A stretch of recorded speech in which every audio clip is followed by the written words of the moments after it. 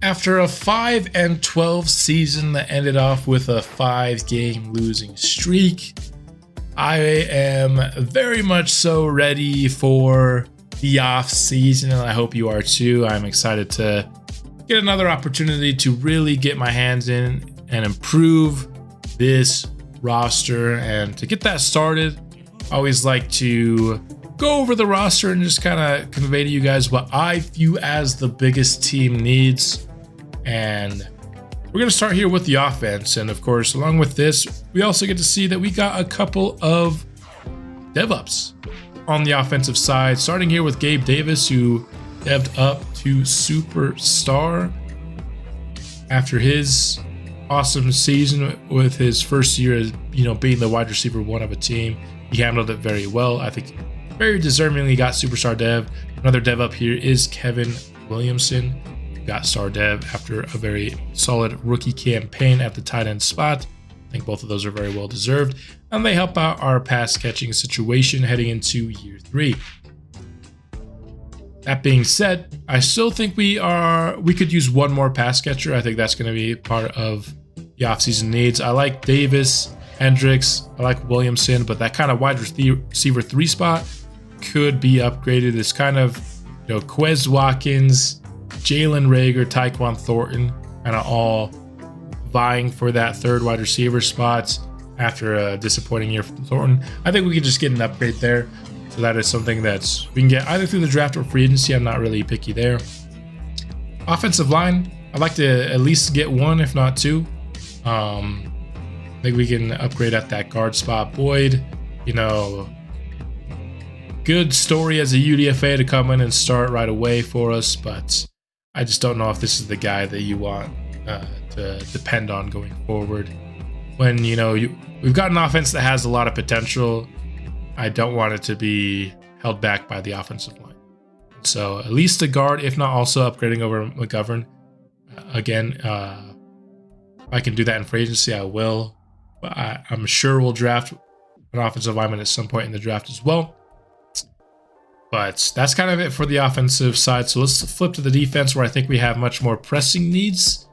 As you can see here, a couple of dev-ups on this side of the ball as well. Gonzalez goes from superstar up to X Factor, as does Grant Delpit, one of the big time signings we had last off season.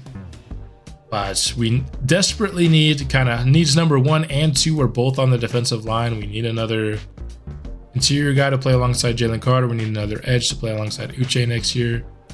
And so these are positions we'll probably look to both in free agency and the draft. I think front 7 in general, we take a look now at the linebacker spots. I mean, Mac Wilson's had his moments, but I don't think he's somebody that we should be afraid to upgrade over. And we lost Devin Bush to free agency. He wanted way too much money. We couldn't pay that to him. And so at least a new linebacker to pair with Wilson, if not 2 new linebackers that can kind of push Wilson into that third linebacker role, I think should be a priority for us this off season. And then finally, I think we could use another corner. I think Demir Hale and Christian Gonzalez both earned themselves roles for next year. But Bryce Hall wasn't that good for us. And so I think upgrading over him, not going to be, on the highest end of our priorities, but certainly something that we should take a look at this year if given an easy opportunity to do so. So now that we've kind of talked about the team needs, let's take a look at the available free agent pool and what might be available to us. Now is a good time to remind you guys of the house rules that we have set for this franchise series. If you want all of those laid out, there's a link at the description of every video of this franchise just telling you what our house rules are. And the ones involving free agency, somebody has to have yellow interest in us for us to sign them. Here in this first week of free agency, we have to offer them at least player-friendly value in terms of average money per year. And we can only have 3 players at 80 plus overall we've signed through free agency on the team. Right now, we currently have 2. So that means I'm limited to one player between 80 and 84 overall that we can sign on the team. I cannot sign anybody 85 plus. So all these guys here at the top, can't sign them. We can't sign, you know, a sick corner like Ward or a 25-year-old sick corner like Newsom that you'd love to get. Can't get like a Jeremiah Owusu-Koramoah who would absolutely fix our linebacking needs. So these house rules are definitely limiting us here a little bit, but that's kind of the whole point of them. Jared Goff is available here for agency. That's interesting. But now we get here at 84 overall. This is where we can start to look at guys that we could bring in. Ryan Judson would be sick, but he's not interested. Brandon Scherf, though. Older man for sure, but you know, interior offensive line is on our needs. He's got superstar dev. That's certainly something worth monitoring. Rasul Douglas. I don't know if that's going to be the fit for us. So there you go. Here's kind of the top of the class, but I kind of want to go through the positions now that I know that I want to sign. We're going to start with defensive tackle. Desperately need that spot. There is one player over 80 overall that actually has interest in us that should be an option for us. That's Osa Odigizua. And there's a lot to like about what you're seeing here. 80 plus in both power moves and block shed is nice. Good athlete with the 78 speed and 83 acceleration. My one issue with him is just 86 strength. I think I really want to get some front seven guys who are not going to be pushed around. I want guys with decent strength. And just 86 might be a little bit too low. That's kind of more, it's like good for an edge rusher, but probably too low for a defensive tackle. So you can go BJ Hill, who has 88. Michael Pierce has 92 here. He might be our best option on the interior for us in this free agent class. 92 strength, box shedding in the 80s. Power move's still decent enough. And just a massive man, 355 pounds. I think this could be a good compliment to Jalen Carter. So he's going to be our first offer here. Again, the player friendly is our baseline, but we don't have to offer the 2 years. We have to offer him at least $11.5 million. I think I'll do that. I'm not going to go up from that. It should be a 5-bar offer, and it is for Michael Pierce, but I might sign 2 guys on the interior, honestly. Let's look if there's anybody else interesting. We could bring back Kevin Givens. I thought he had decent moments for us. I'd also love to look at my options here. Maurice Hurst could be interesting. He'd offer kind of a different skill set from Michael Pierce. Still good strength at 91, but he offers more kind of the finesse pass rush package. Kind of like that idea of getting a couple of veterans. Neither of these guys are going to be guys that you depend on long term, but I think they could play nice complements. You know, Michael Pierce could be an early down guy. Maurice Hurst could kind of be the pass rush specialist for us. And I could kind of hopefully neutralize the fact that neither of these guys have good injury and stamina situations. But that's why you get both, right? To help kind of make up for that. So here we go. We're going to offer both of these interior linemen. Neither of them take up that 80 overall spot, so we can continue looking. Edge is another thing that we desperately need. The Darius Smith is the only guy that we could sign 80 plus. Taking a look here. I don't know if I love using the 80 plus overall spot here. I mean, he's got good power moves at 83. Block shedding is good at 77. I'll keep him in mind. I want to take, before I offer anybody 80 plus overall, I want to look at all my options. I need to be convinced somebody's more worth it than Brandon Scherf getting a superstar dev offensive line. I'm not sure Darius Smith quite does that for me. The options fall off pretty quickly here. Ogba here. It's not going to be him. Let's try right end. Nobody above a 76 overall, even on the market here. Ebucam is kind of our best option. I like that better than using our 80 plus overall spot on Darius Smith, probably. I also want a guy who can defend the run a little bit too. I don't want a pass rush specialist. So I like Ebucam a lot. Let's look at the outside linebackers. So Kevin Bush, obviously an off-ball guy. Boogie Basham here. Star dev. Really good athletes. I think I might offer Basham. He's not great, but also definitely not. Here we go. We'll do something like a 1-year 7 for Basham. See what he likes. But that's a 4-bar offer for him. So we got 1 edge rusher. Talk about off-ball linebacker in a minute. Man, it would be nice to get JOK. But our best... and we're talking about E2 gross motto. So the edge class, not great. There's a couple guys that are kind of borderline starters. But not a ton of great options here. Let's talk about off-ball linebacker now. Would that be the spot that we use our 80+ overall spot for the year? Shaq Thompson, Ernest Jones, CJ Mosley, and Zaire Franklin are the options. None of them have over 84 speed. We're not getting a speedy linebacker. Thompson here. Excellent play rec and awareness. And play both the run and the pass. He's pretty good. He's just not super fast.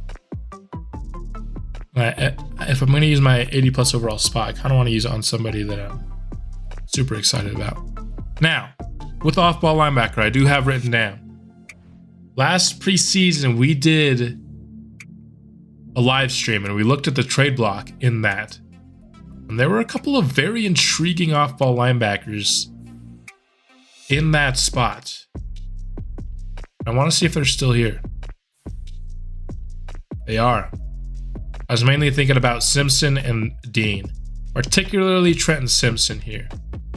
He's 24 years old, very, very athletic. Both block shedding and zone coverage are in the 70s. Strength is in a pretty good spot. Insane jumping as well. Hit power is nice. The only thing you don't like about him is play rec and awareness is in a bad spot, but I mean, that's really good. There's also a new guy here, Philip Mason. He was just drafted last year. He was on my board. I remember him. His play rec and awareness is in a much better spot. He's also very athletic. Injury and stamina is not great with Mason. I think I'd still prefer Simpson, just with the dev trait. He's 1 year older, but better athlete. You know, Mason's top speed is close, but Simpson has much better stuff like jumping and acceleration, strength. We looked at the linebackers. There's a couple that are solid, but none that I love. I just want to see what they would be asking for Simpson. So Ravens are only asking for a 4th 2 years from now and a 7th next year, or a 5th this year, a 7th this year, and a 7th 2 years from now. Interesting. I think in a vacuum you like this deal more, but I don't love losing 2 picks this year when we already don't have our 1st round pick.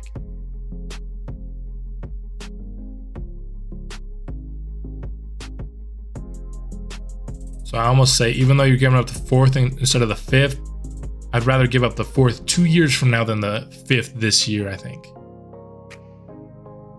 And the additional 7th. So I think I wrote down that I'd be willing to give up pretty much the equivalent of what the Ravens are asking for Trenton Simpson if the linebacker market wasn't great.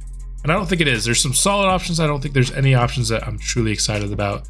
So we are trading with the Baltimore Ravens for Trenton Simpson. The first big move of the offseason is here. We get one of the most athletic guys in all the league at the linebacker spot. Hopefully that will help the middle of our defense. Linebacker was really a problem for us at times. Still a guy that needs a bunch of developing. You know, he's not a finished product by any means, but I'm excited by this trade. So this is the first time we've kind of quote unquote bought a player this series via trade, and I think it's a good decision. I also did check before making that trade because one of our in-house rules is to not trade for starters from the trade block. And he is not the starter. The Ravens retained Patrick Queen in this series, and so he's been that third string middle linebacker for Baltimore. Going into his third year, he would be that. So I think it makes sense that Baltimore would be willing to move on from him at this point, you know, him being a backup going into his third straight year. This probably moves Mac Wilson over to left outside linebacker, where I think he'd still be a scheme fit at run stopper. That gives us one linebacker. Now we might need another one still, but at this point I think linebacker would be more of something we do in the draft if we were to get another starter. So I think that takes linebacker off the table here in this first round of free agency, which means I'm now officially ready to give our 180 plus overall spot to Brandon Scherff. It's going to be a big deal. Just for 1 year, $15 million, but we have the money. We still have $93 million in space, so I'm not worried about giving guys big 1 year contracts. So far, all 4 of these deals have been just 1 year offers. The last position I want to kind of take a look at here is wide receiver. We're at 79 overall, which is the highest we can sign now. Zay Jones. I'm kind of looking for more speed because this guy would theoretically be taking over the Tyquan Thornton role, right? DJ Chark's a good option. MVS, not going to do that. Josh Reynolds is the least speedy guy. Scotty Miller. I think I like DJ Chark up here at 78 overall. Let's take a look at his player card. Decent route running, medium and deep, both at 80. Has good release. Yeah. It's going to be DJ Chark. It's going to be the guy we're going to offer here.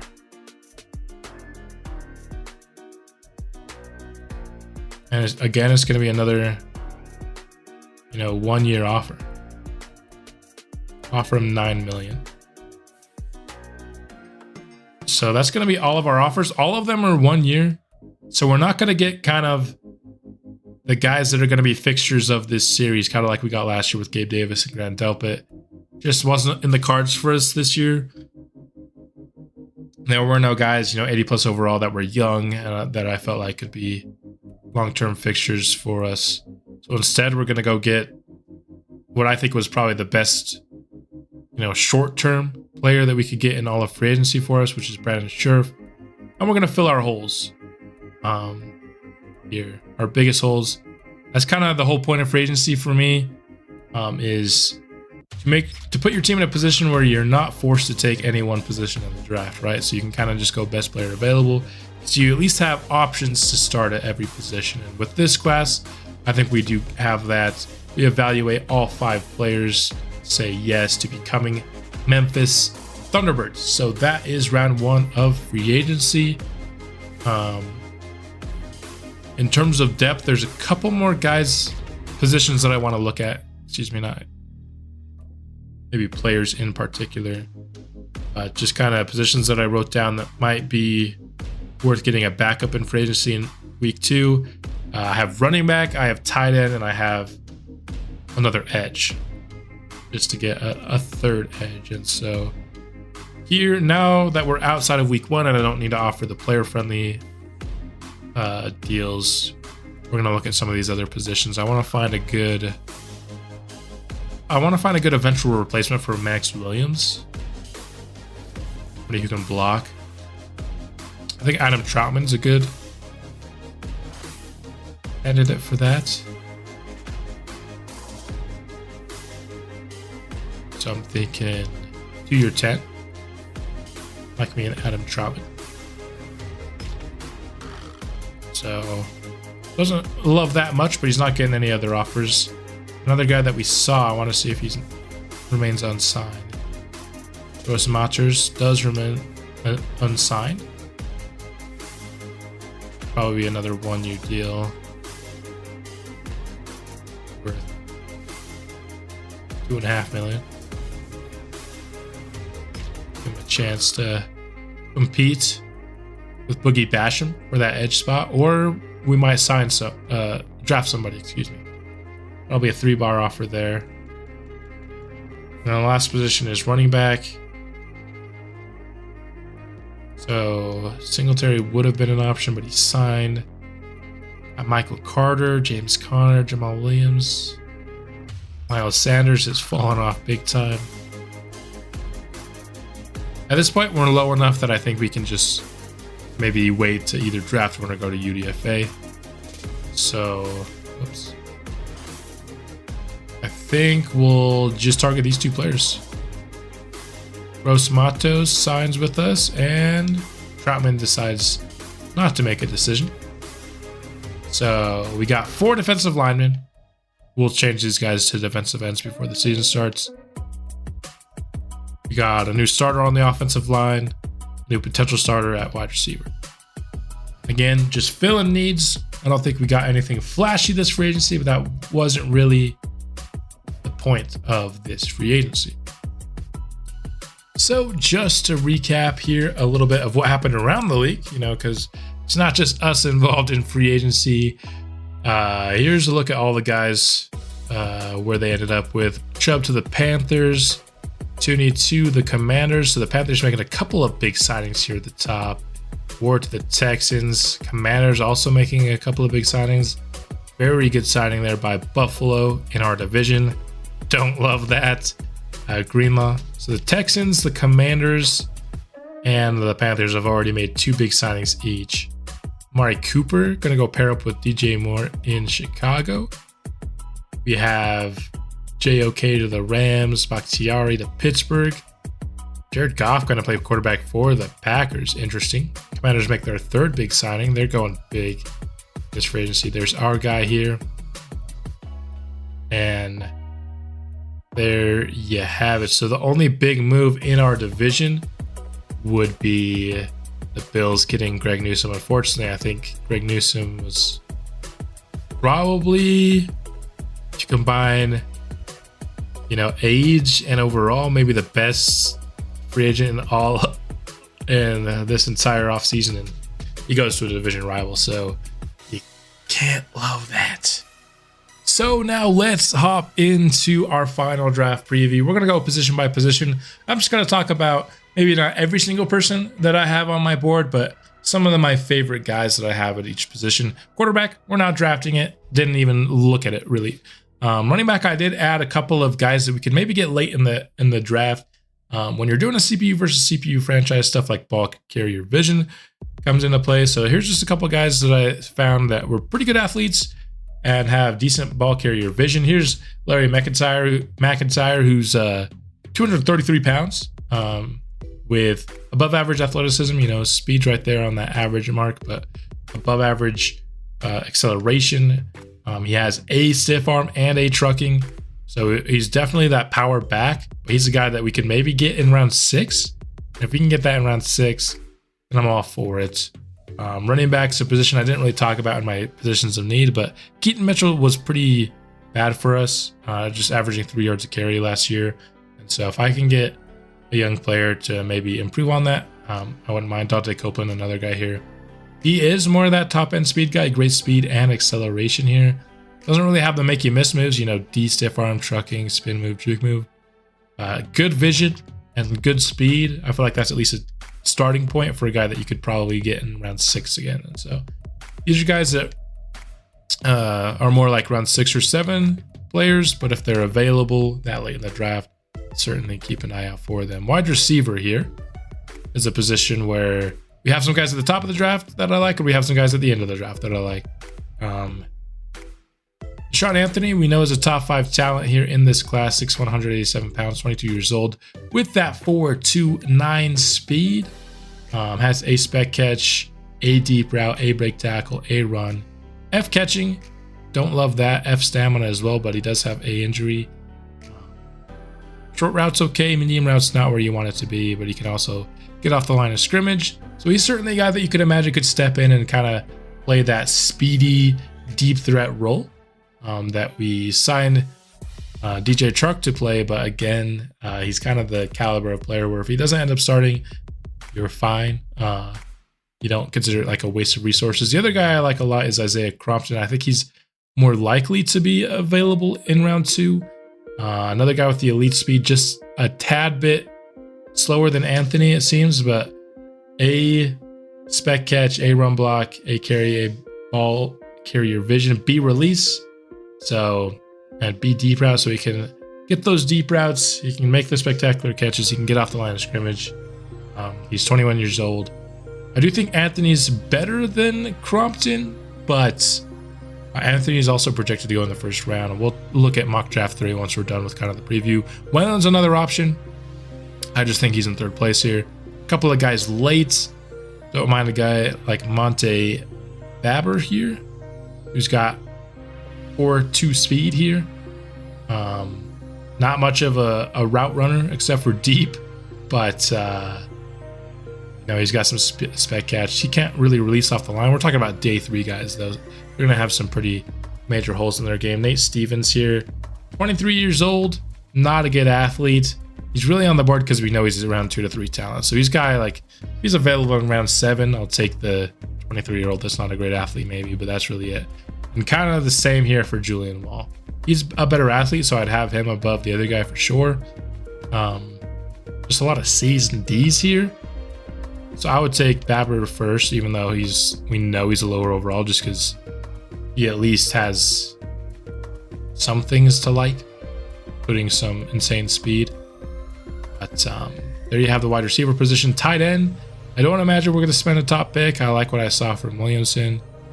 Tyrone Copeland could be a day 3 option if we want to add to the tight end room. A little slow though, only good speed which is kind of a death knell for tight end. So I'd actually probably go Newsom, who we know has B run block, B awareness, can truck people. We don't know a lot about him. Wish we knew kind of that short route. Wish we knew that catching, but could be a day 3 flyer. Offensive line, kind of talked about some of these top end guys before. The guys that I really like, there are 2 centers that I'm really struggling to decide who I want more. We could probably only take one of them. And they have very interesting pros and cons. So Daniel Hackett is number 1 here. He's 22 years old, 6'3", 300 pounds. He has great strength, great speed, elite acceleration. So he is an awesome athlete at the center spot. A impact and lead block, A run block finesse, B run block. Problem with him is he has F stamina and C to F injury, and he's 22 years old. You'd really like 21 on offensive line, but I really like what I'm seeing in terms of his A grades, and he has F injury. That's scary, but if it's only C, I really like this player even with the F stamina. Cameron Knight here, he is the 21-year-old, but he's just a little bit less athletic. He only has good speed and acceleration compared to great, which is probably a difference of like 2 to 3 in each of those spots. And he just doesn't have quite as many of the A's. He's more of the solid all-around B. He does have A to C injury though, so he's not going to have injury concerns. I wish I knew if that impact lead block was A. The problem is we just don't know. And other than awareness, he has no other guaranteed A's that help me have confidence that impact and lead block are both going to be A. And so Cameron Knight versus Daniel Hackett, which one to draft is going to be something that I probably won't decide until the draft. The younger guy, who's not the injury prone guy, or the guy that we know has a lot of A's but could be injury prone, he's also a year older. If he ends up having C injury, I think I'd take Hackett easily. But if he ends up with F, then there's definitely an argument to take Cameron Knight. I think Hackett will be a higher overall, but he's a year older, so you can excuse the maybe slightly lower overall from Knight just by the fact that he'll have 1 more year to develop. And that's kind of it for. I don't think we're taking any other offensive linemen. I mean, Jimmy Cox is pretty solid, but he's going before those centers, and I like the centers more, which is kind of the case for everybody else. So there could be a scenario when we take both. It'd probably involve a trade down in the second round, which I just don't think is really going to be on the table. But I wouldn't mind taking both. But we also signed Brandon Sheriff, so I don't think that's actually on the table very much anymore. One of the guys that's going to be absolutely on the table for being our first pick of this draft is Zay Fells. I just wish he was a little bit better of an athlete to make me feel good about it. He has A finesse moves, B awareness, B play rec. Not going to be an injury problem or a stamina problem. He is at least solid against the run. So getting the guy who can come in and be a good finesse rusher early. He's just not quite the caliber of athlete that gets you excited. Like 4.7 speed, not bad by any means. He was second in the combine in his 40 time. Just not quite the caliber of athlete. He's just a little bit short there. He's also a little bit short, being that he's 6'2". He's also 22 years old. Again, you'd love 21 if you can get it. Right end, there's nobody in this class. Oh, there was one guy that I meant to add on my board. I think he was left end here. Where is he? Yeah, Brian Stapleton here. Forgot to add him to my board, but I do remember. He's 23 years old, which sucks. Not a great athlete, but you have a possibility of getting A power moves in day 3 of the class. So I'm putting him on my board. Not a great defensive end class, I don't think, unfortunately for us, because it's a position that I really would have loved to have drafted. Defensive tackle, another guy who's a good candidate for our first pick in the draft is Jose Grimes. Another guy who's a really good athlete. You just wish he was an elite athlete. B block shed and C finesse and power moves. So not an excellent pass rusher, not an elite athlete. Those are the kind of things that draw you back from being super excited about this player, but he'd still be a solid pick, I think. And then Glenn Bush is a 340-pound player, 21 years old. Not fast at all, but he's got 46 bench reps tops at his position. A play rec, B block shed, B awareness. Just a really good potential nose tackle that we could be developing while we have Michael Pierce and Mo Hurst for 1 year. These guys, not really worth talking about. I previewed them in the season, but they're not going to be available for us. They're going early on in this class. There's one off-ball linebacker that I have very high on my board, and that is Daryl Ingram. Round 3 to 4 projected player. Again, good athlete, not elite. There's just the parts we're picking in the class, you're not going to find a ton of elite athletes. But he has A zone coverage, A to C tackle. I would like to get to know more about this player, so I think he's a prime candidate for some extra scouting here. But I like the player a lot. And then BJ Hodge could be an option for us.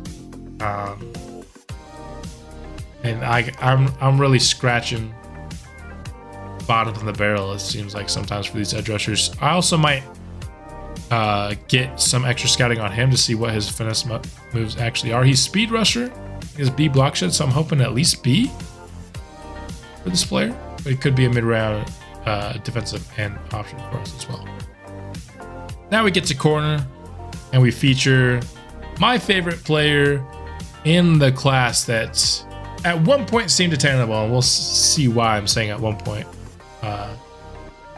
But Kenya Gibson here, 6'4", 200 pounds, 21 years old. Pre-draft, he was great to elite in all of these. Ends up being great instead of elite in a lot of them. But even still, this caliber of athlete at that size and that age can cover both man and zone. And, when we looked at mock draft 2 in the season, he was not going in the first round. And so I kind of had my heart set on drafting Kenya Gibson. Even though corner's not our biggest need at all, I just think he's by far the best player. You consider the age, the size, the athleticism, and the skill set, he has it all. And just to get that another cornerstone potential piece defensively was something I really like. There's a guy we want to draft corner later. We can get a guy with good athleticism and good man coverage. And then safety, there's really one guy that I could see myself taking. Evan McMillan here. He has B zone coverage and he's above average athlete. So that could be worth a flyer on day 3. So that's kind of it in terms of how I view this entire class. A couple guys, that we know are top 5 talents. And then a couple guys that we know are solid round 1 talents later. Ended up getting 100% on Oscar Ayers, but then Williamson just became a really good tight end, and so we didn't need to draft that spot. So we have some options all around the draft board. I feel pretty well prepared for this draft. It's just, our first pick is at pick 36. And like I said, I had my heart set on Kenya Gibson. Unfortunately, here in mock draft 3, he went from being drafted at 36 at our spots all the way up to 13. Looks like the rest of the NFL has finally caught on that Kenya Gibson is good. And that's a major bummer for me, because I really wanted Kenya Gibson and I thought we were going to be able to get him. It's just not so much looking like that's going to be the case anymore with him going this high in the mock draft. I mean, trading up from 36 to 13, it's going to be a tough task. And then Deshaun Anthony, the other guy that we know is a top 5 talent, is also going top 20. I thought that by the time the offseason would come around, Kenya Gibson would end up going in the first round. But if you look at mock draft 2, the first corner off the board was going in the mid-20s here at 26. I was like, I was prepared to trade into the first round for Kenya Gibson because I thought he would eventually be projected to go there. I was just hoping it was more in this range. Trading from 36 to 26 is something that doesn't seem that bad, but now both corners just shooting up the board, gonna be just outside the top 10. So with those guys off the board, kind of what does the plan become? Even Zay Fells, the other guy that you like at that spot, he's going top 20. The draft just doesn't seem like it's gonna be falling very kind for us. So what do we do about it? Do we try to trade up, get aggressive, get one of these top 20 picks? Maybe 13 is impossible. Maybe we can get to 18 and get that wide receiver trio of the future online for the team. I think there are certainly some questions to be answered. I thought I had everything figured out until mock draft 3 came out and kind of ruined my dreams for Kenya Gibson. But with all that said, we can't look at mock draft 4 or 5. That's another house rule. So mock draft 3, that's the last snapshot we have for this draft. I'm about as prepared as I think I possibly can be for it. Let's now hop into the drafts and find out just exactly who we end up with. Before we do that, though, the very last thing is I want to just give you a look at where our picks stand. We have all of our picks. We don't have any additional picks. We just are without our 1. Next year, we're already without our 3. We're without our 5 as well, but we have Atlanta's, and we're without our 7, which isn't a big deal. And then we have all of our picks 2 years from now. I have some ideas for this draft, but I don't want to play my hand too early. I want to just hop into the draft, which is what we're going to do right now. So with that, welcome on in to the 2025 NFL Draft. The Cleveland Browns are on the clock first here in this one. Before we start to get the simulation going here, just a couple things I want to do here at the top of the draft.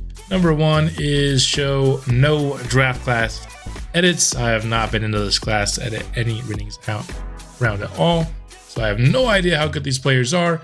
And also I want to show you kind of the result. This will be the first time I'm seeing it too, of our 3 draft workouts. The first one we did was Daryl Ingram. Find out a little bit more about him. We found out that his tackling is only at C, which is unfortunate. I think that was the low end of his rating. Not going to be an injury problem. You love that. Play rec's going to be really nice. I still think, even though he's on the low end of tackling, he's still somebody to be really excited about. Kind of that round 3 range.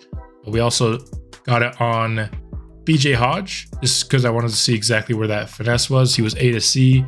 Unfortunately, he also is down on his finesse rushing.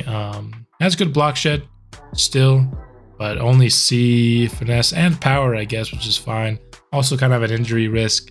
So that I think that kind of takes him off my board, unfortunately.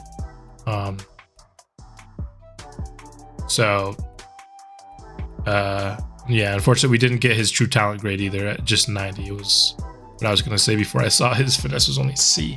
But even, I don't know if his true talent grade would tell me much. I doubt it. He's being that undervalued if both of his pass rushing abilities are only C.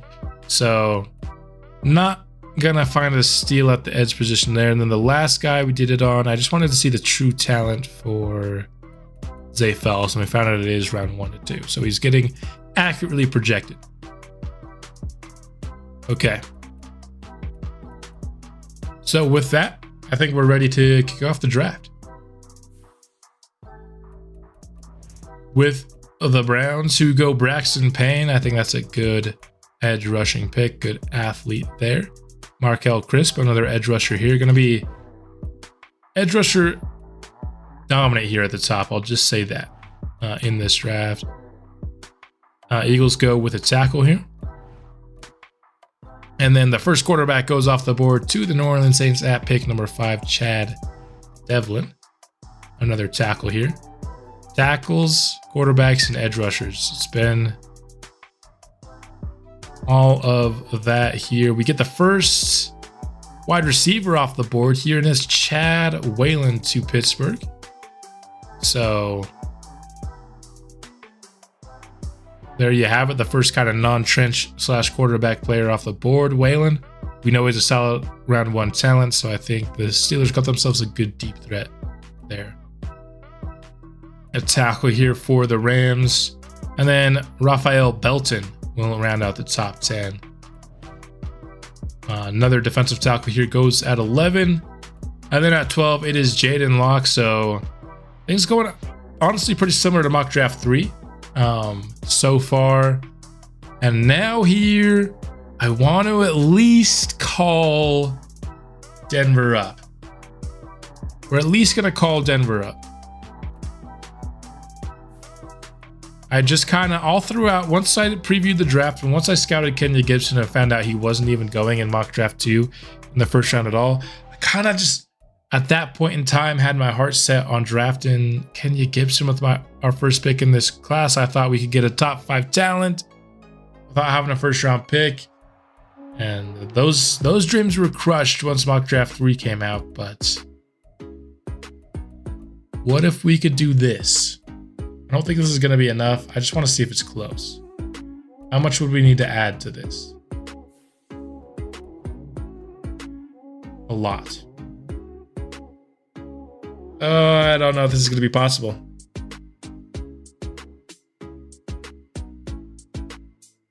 What about... I like a few prospects in round 3. So what if we did this? I gave you my first rounder in 2 years. We kick kind of the year that we don't have a first round pick. We kick it a couple of years down the road. How close is this? That's actually pretty close. I think we could work with this general structure. So this year we would have a first and 2/3 with no second. And then we would kick the year without having a first a couple years down the road.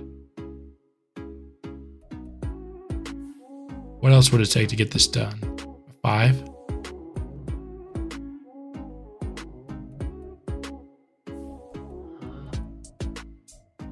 Oh man. We're already down to just 5 picks next year. I don't want to keep giving away more. And then once we get rid of this pick, we're already down to 5 picks the year after, dude. We're so strapped for picks right now.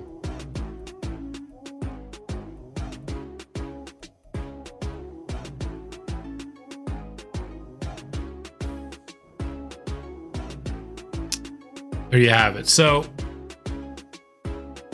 we traded up to 13. I couldn't sit there at 36. I just didn't love the options that were going to be there at 36. All the guys that I liked, that I thought were kind of the round 1 to 2 talents, they were all going within like the top 20 or so picks. And so I didn't want to come out of this draft kind of empty-handed in terms of getting one of my favorite players in the class. And so we had to get aggressive. And so we get pick 13. We also get an extra 3rd round pick. In exchange, we will not have our 1st round pick in 2 years. We will not have a 2nd round pick this year, and a couple of round 5 picks. And with that, we have moved up into position to select Kenya Gibson. For my money, the best player. Ooh, actually, one guy I totally wasn't even thinking of, Stephen Hendricks, is at a bigger position of need. Doesn't have the acceleration you're looking for, but great speed and strength. A power moves. Is an injury risk though. I wasn't even thinking about this guy because he was going. I wasn't even looking at him in mock draft 3 because he was going top 8 or so in the first couple of mock drafts.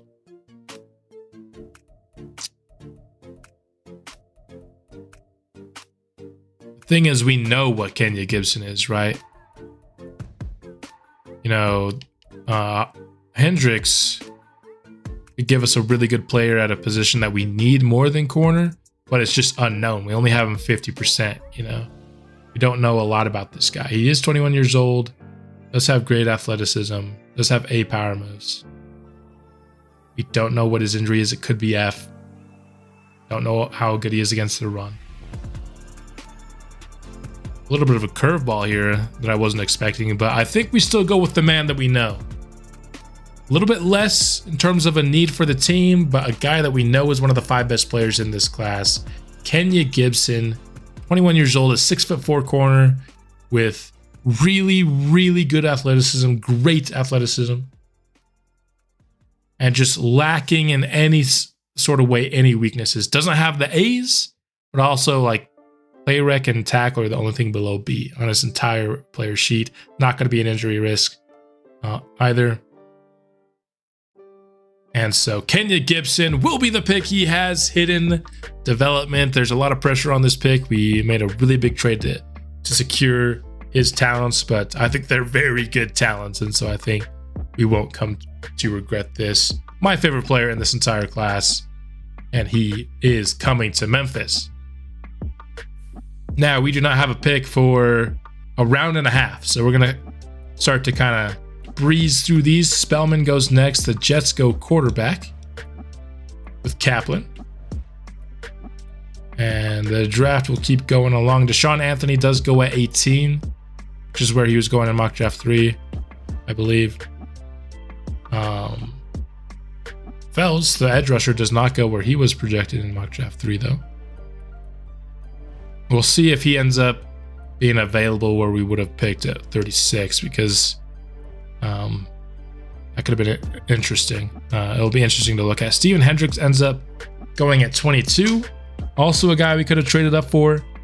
Was not kind of something I was thinking about in this class because he was always going higher in the mock drafts that I was looking at. But that could have been another guy. We could have maybe saved some assets to trade up only into the 20s instead of the 13. Again, that's just what makes it fun for me not seeing mock draft 5. Zay Fells did not last, but again, trading up to 27, a lot easier than trading up to 13 from where we were at. Maybe could have saved some assets.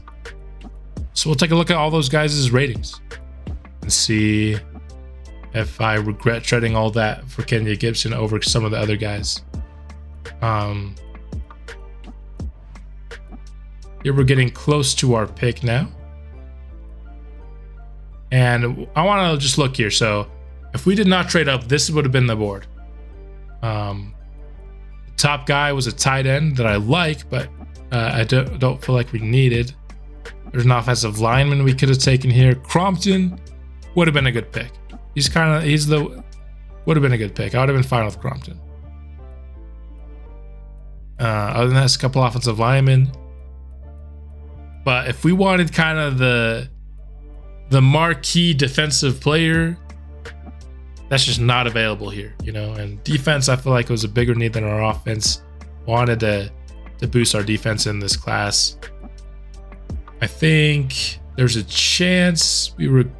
No, I don't think we're gonna regret it. We got a top 5 player in the class, but with hidden development. Crompton, though, I do think is a good pick, and I would have been very happy with him.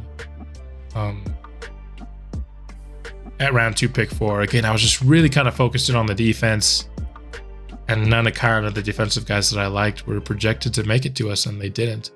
Oscar Ayers does go here. Dylan Westbrook, I think, was a pretty good safety, if I remember right. But now we got to simulate to our pick here in the 3rd round. Start blowing through these guys, see if I recognize some of these names. One of these is Matt Woodard. It was either Westbrook or Woodard. I liked one of those guys at safety. Getting close to our pick. Enrique Nava there. Cool name. Crompton goes at pick 224 here in the 2nd round. Maybe could have thought about trading up for him, but I don't think trading up's in the cards for us anymore. I think if anything, we're trading back for the rest of this draft because our pick situation is starting to look pretty grim for the future. If I'm being honest.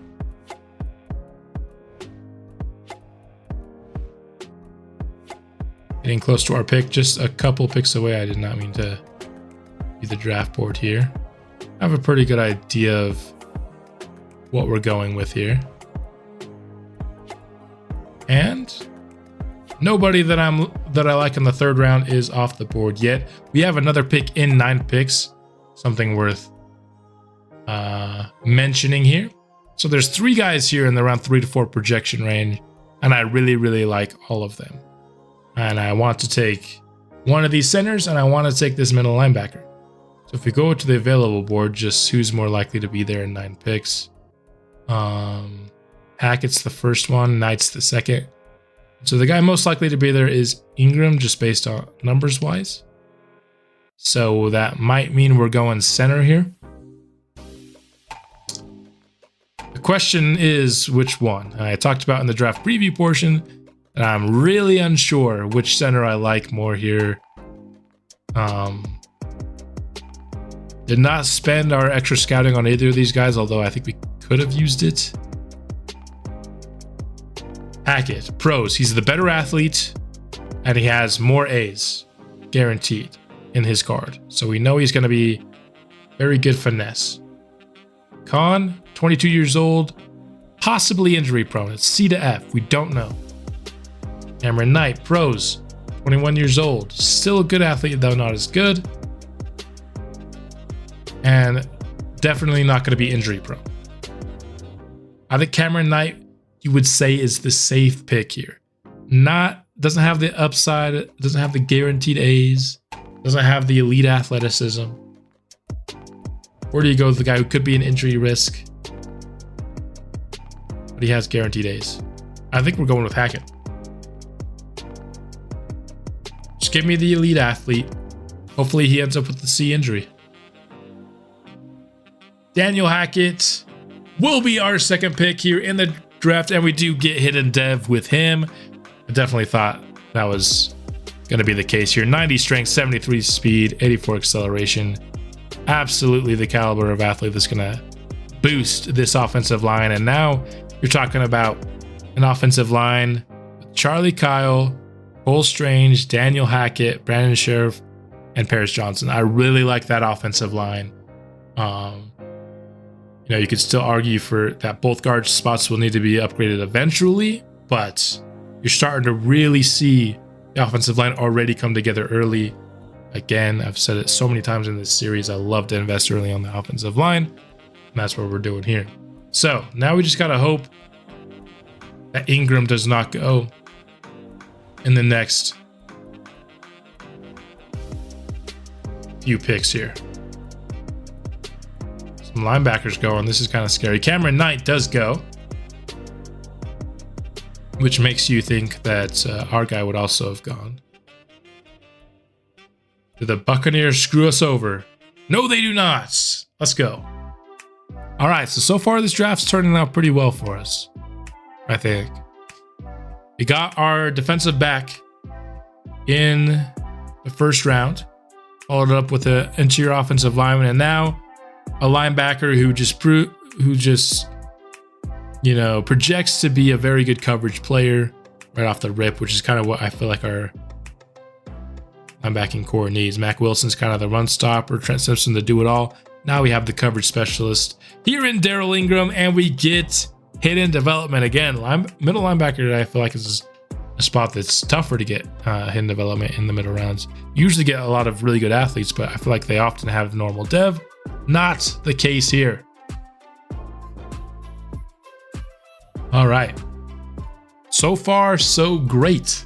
You're in this class. Now we next pick at round 4, pick 4. And I think we're just going to simulate to that pick and see who's on the board. So here's our board. Bunch of day 3 guys left. Nobody from projected ahead of that. So got corner. Don't really think we're going there. I really like Glenn Bush. We have not gone defensive line yet in this class. He's not a perfect prospect by any means, but he's really, really strong. He's 21 years old. He's really, really big.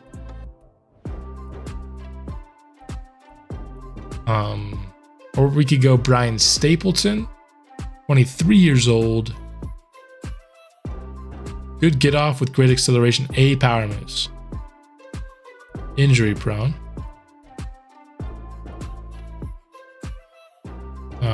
We have a 6th rounder and a 7th rounder after this. I'm kind of thinking Glenn Bush or Stapleton. Let's get a defensive lineman. And between these two, I'm honestly leaning Bush just because he's 21 years old and he's massive. And yep, I think we're going to go Glenn Bush here. He is normal development, so you can't keep that hidden dev streak going, but he's got 97 strength and he's a young player, so I think he'll have time to dev up as well. Have a year to sit behind a couple of good vets and then hopefully take the job after that.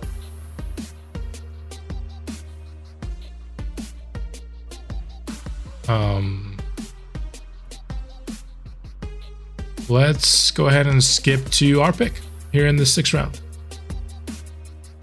See who's available. Imagine at least a couple players will still be on our board. Yes, they will. So the running backs, I thought we were going to be picking one of the running backs here. We had 2 UDFA running backs on our board, but they both got picked in the 5th round probably, I would guess. Or right ahead of us here at the top of the 6th. So we have a couple of wide receivers. I do like Faber here just to be an absolute speed demon, 4.2 speed. Definitely kind of a work in progress. We know Julian Wall's going to have a better overall, but he's 23 years old. Still a good athlete. I think we go Baber here. Monte Baber, 4.2 speed. Welcome to the squad. He has hidden dev. Let's go. 98 speed with 99 acceleration and 97 agility.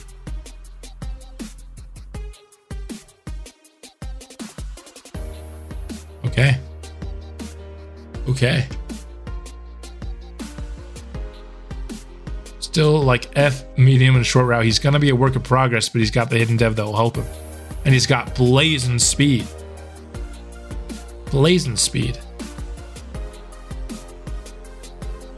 I think that's a good 6th round pick.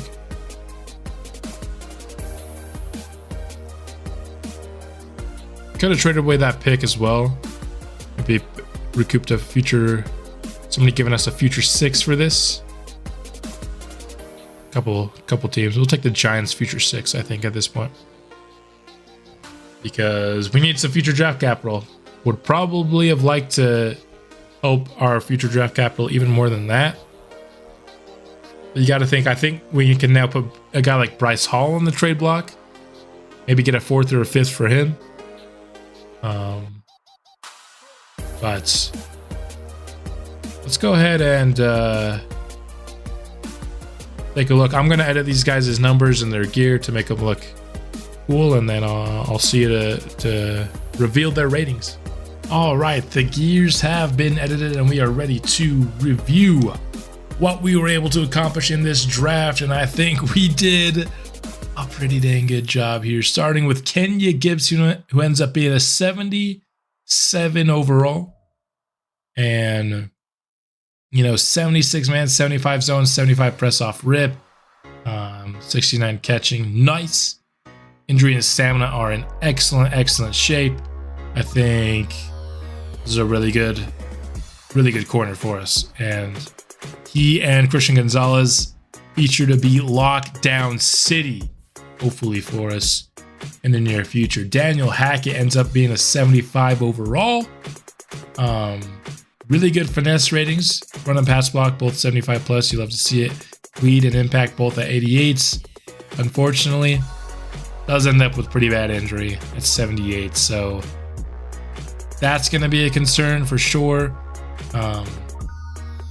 We'll have Connor McGovern behind him for the time being, but I think, unfortunately, this is going to be a guy that we have to have a good backup center probably for the remainder of this series, just to help shield the fact that we got a low injury player there. Daryl Ingram here.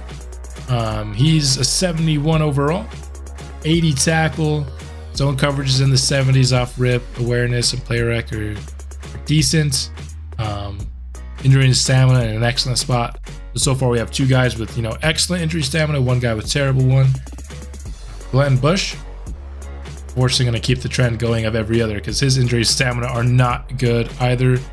But playing up to 99 strength now, his block shed is in the 70s. He's a 75 overall, which is definitely higher than I thought we were getting. I was thinking closer to 70 than 75, but I mean, I'll absolutely take it. This absolute mammoth of a man could be pushing to start over Michael Pierce. I thought this is a guy that's going to sit for a year behind our vets, but he might start as the early down defensive tackle over Michael Pierce. Michael Pierce is definitely better in his ratings, but man, that strength could be a game changer. And then Aber here, of course, had the hidden dev, also 70 overall. Super speedy, we knew that already. Deep routes in a good spot, but needs to have that short and medium come up quite a lot. Release also needs work. Can do some things after the catch. Don't think if that's going to be necessarily a big time strength of his. Stamina is great, injuries decent as well.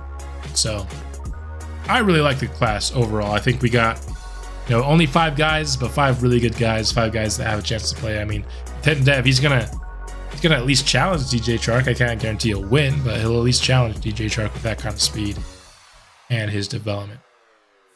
Let's take a look at just this draft overall. Braxton Payne ends up being 75 overall with 83 power moves at the number 1 overall spot. I think that's good athlete, can defend the run, can win with power. I think that's a good pick. Markel Crisp here. Only normal depth.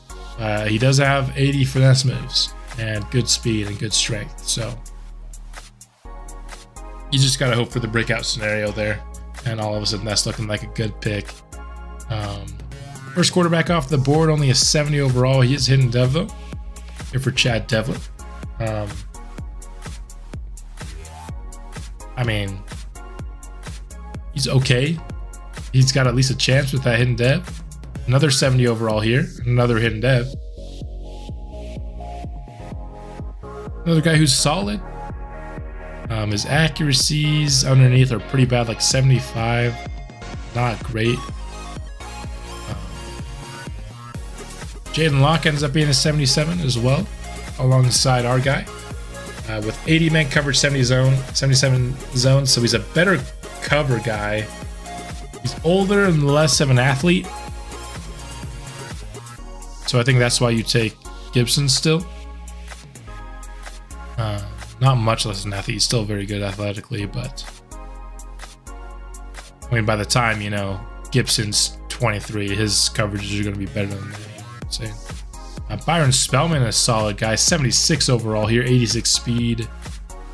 Decent run blocker as well. Not spectacular by any means in that area. A good pick by the Dolphins, I'd say. Kaplan ends up being the highest overall so far of the quarterbacks. He is only normal dev. I mean, yeah, his medium is not great, but his short and deeper in a good spot. Good arm with, yeah, I think that's my favorite quarterback, even with the normal dev. And he's going to be the quarterback inside the division. They decided to move on from Sam Darnold. So we'll get to see Kaplan very soon.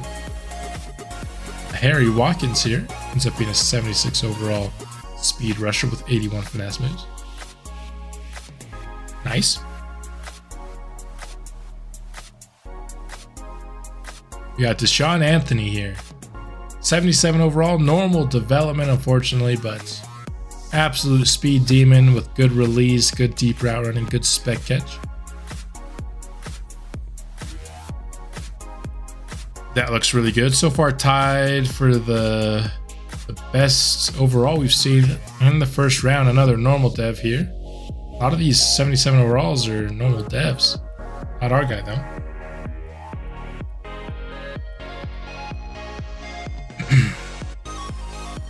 Couple of edge players here at 76 overall. Here we have the highest overall in the class, a running back.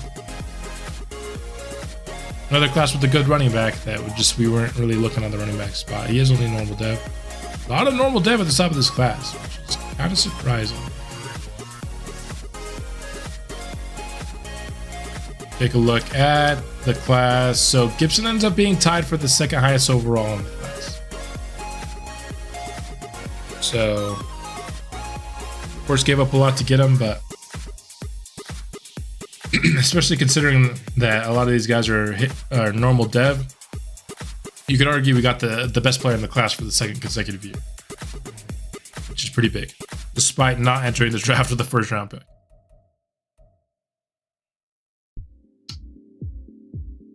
All right, so I do want to see a couple other guys. Where Waylon ends up being a 76, first receiver off the board. Great speed. The acceleration is not quite there though. I mean, you take that over Anthony. He's one overall less, but he's hidden development. I haven't been actually looking at what these guys' developments are. You could sort by position. So another guy I want to look at is a couple of the guys we missed on. Namely Fells. So Fells is a 74 hidden.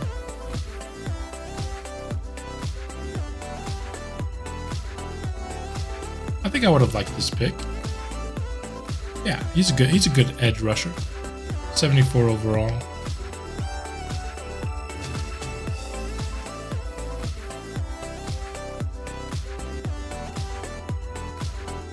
Oh boy.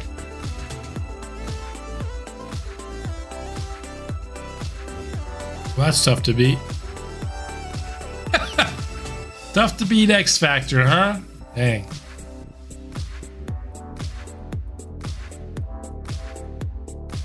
Steven Hendricks. Only ends up being 72 overall. 79 power moves, though, with 77 block shed. I just want to see what his overall would be at and where he would play for us. Man, we've missed on 2 defensive linemen with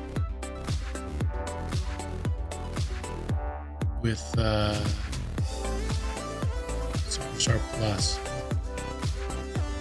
Could have been a 73.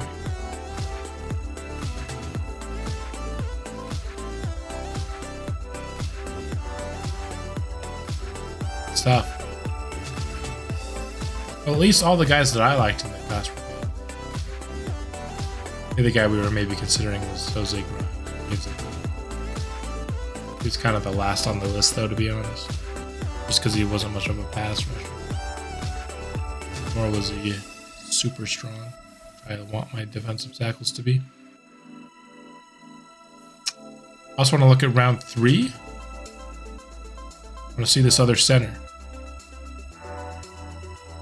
Cameron Knight ends up being 2 overall less, but he's a year younger.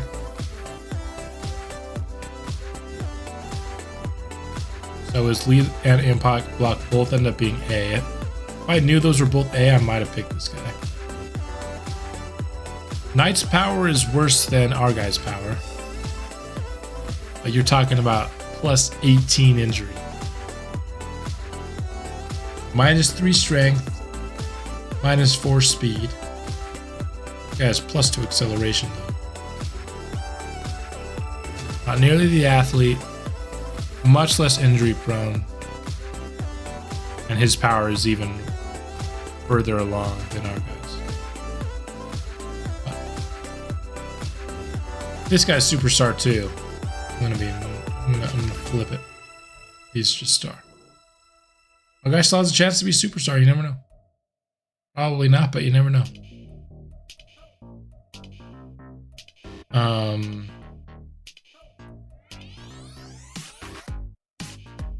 Copeland, okay. Oh, he went the last pick of the 5th round, so we went about 5 picks before we could have drafted him.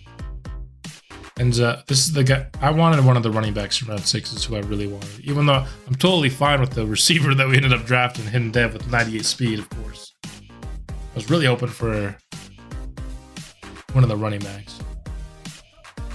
73 overall there. The other guy I liked was McIntyre here. He's hidden dev too.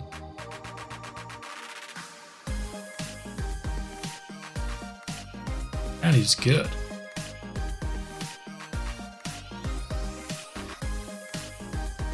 Star dev.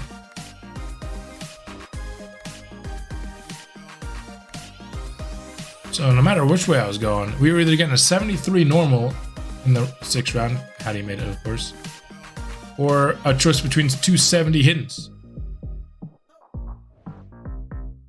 So the last thing I want to do is take a look at what happened inside our division.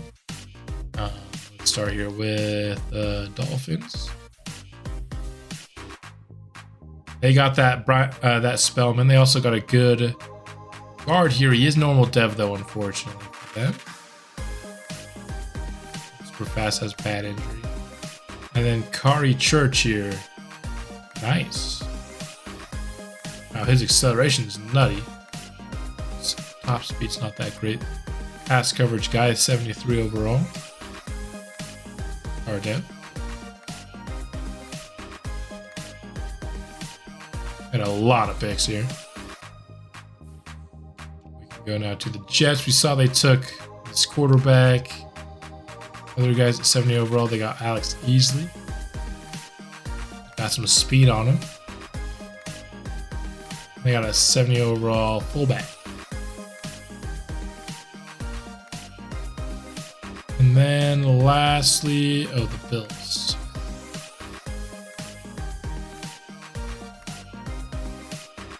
Cedric Broyles, he was a tackle that I liked in this class. That's a good pick. See what development trait he has. Star dev.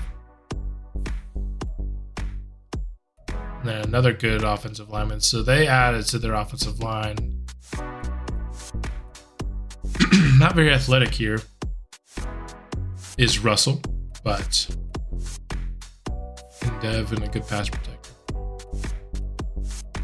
So there you have it. That will conclude the off season, and much like last year, I am planning on streaming the training camp and preseason portions. I'm getting ready for the regular season that way, but before we do that, I just want to give a quick snapshot of what this team might be looking like. Now, offensively, we'll be looking something like this. And then Shark and our new rookie might be competing for that third spot. I mean, just look at this offensive line now. Our offensive line is looking good. You have to flip Kyle and Johnson. But looking good, at least star dev everywhere. 75 plus overall everywhere. We're starting to look like one of the best units, and we're also really young at the tackle spot and center spot.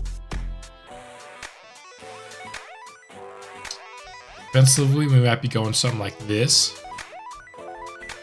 Or this. Piercer Bush there. And then Matos and Basham. And then Ingram will have play right outside linebacker for now. But here we're gonna have Hale's not even an option here, but he'll be playing the other corner with Gonzalez and Gibson. I really like what this team's looking like going into year 3, and I hope you all enjoyed this offseason as much as I did. I think we did a lot of good here, and I'm excited to kick off season 3. I hope you are too, and until then, go Thunderbirds.